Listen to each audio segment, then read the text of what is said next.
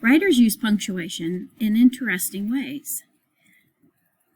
If you see 3 dots at the end, that's called an ellipsis, and that means that the sentence will keep going, sometimes on the next page. It can also tell you that something surprising is about to happen, or maybe something important. Sometimes you notice exclamation marks at the end, not just 1, but maybe 2 or 3.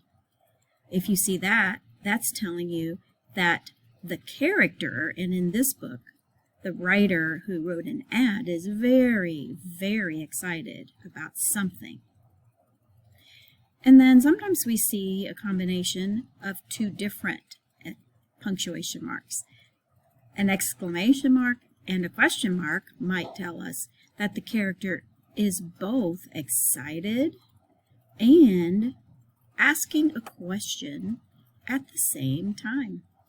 Today during share time, if you noticed how a writer used punctuation in an interesting way in the book that you read, give a thumbs up to your neighbor and talk about that.